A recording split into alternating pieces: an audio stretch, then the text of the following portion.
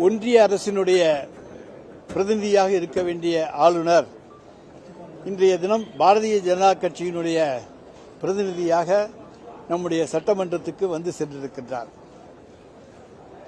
சட்டமன்றத்திலே தொடர்ந்து மூன்று ஆண்டுகளாக அவரிடத்திலே நாங்கள் எடுத்துச் சொல்லி வருகிறோம். தமிழ்நாடு சட்டமன்றத்தினுடைய மரபு முதலிலே தமிழ்த்தாய் வாழ்த்து பாடுவது, நிகழ்ச்சி முடிந்தவுடன் இறுதியிலே தேசிய கீதம் இசைப்பது, தேசிய கீதம் பாடுவது. இது தமிழ்நாட்டினுடைய மரபு என்பதை எடுத்துச் சொல்லி வந்து கொண்டிருந்தாலும் கூட அவர் இன்றைக்கு பேச துவங்குகின்ற போதே தேசிய கீதம் பாடவில்லை என்று சொன்னார். அது மரபல்ல. நாங்கள் இன்றைக்கு உரை இங்கே நிகழ்த்த வேண்டும், அந்த உரையை நிகழ்த்துங்கள் என்கின்றதை சொல்லுகின்ற பொழுது திரும்ப திரும்ப அவர் எழுதி கொடுக்கப்பட்ட அல்லது தயாரித்து தரப்பட்ட அல்லது தமிழக அரசால் கொடுக்கப்பட்ட அந்த ஆளுநர் அறிக்கையை வாசிக்காமல் தானாக ஏதாவது வார்த்தைகளை எல்லாம் சொல்லி அதன் மூலமாக ஏதாவது இங்கே சட்டமன்றத்திலேயே பிரச்சனைகளை கிளப்ப முடியுமா என்று பார்த்தார். ஆனால் எல்லோரும் அமைதியாக இருந்தனர்.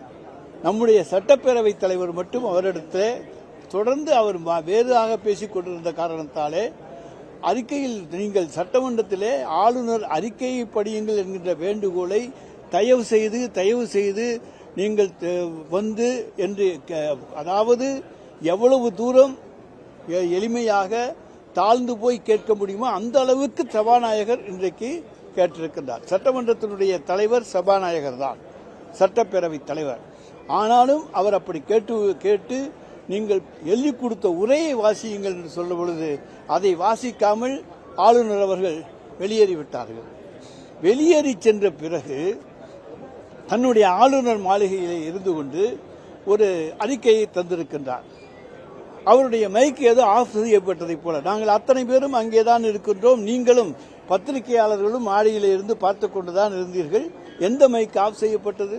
அவர் பேசுகிற பொழுது சட்டப்பேரவைத் தலைவர் எழுந்து நீங்கள் எழுதி கொடுத்திருக்கின்ற அந்த வாசிப்பை வாசியுங்கள் என்று நம்முடைய அரசியலமைப்பு சட்டத்தை சுட்டிக்காட்டி கேட்கின்ற உரிமை சட்டப்பேரவைத் தலைவருக்கு உண்டு. ஏனால் சபையை நடத்துகின்றவர் அவர், சபையினுடைய விருந்தினர். இன்றைக்கு இந்த நிலையை தமிழக சட்டமன்றத்தினுடைய நம்முடைய அமைச்சரவையினுடைய தலைவராக இருக்கக்கூடிய ஆளுநர், அந்த ஆளுநர் இங்கே அந்த உரையை வாசித்து விட்டு சென்றிருக்க வேண்டும்.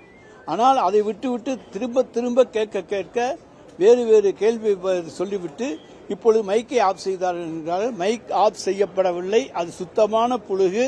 அதை தமிழக மக்களுக்கு தெரிவிப்பதற்காக இதன் மூலமாக தெரிவித்துக் கொள்கின்றோம்.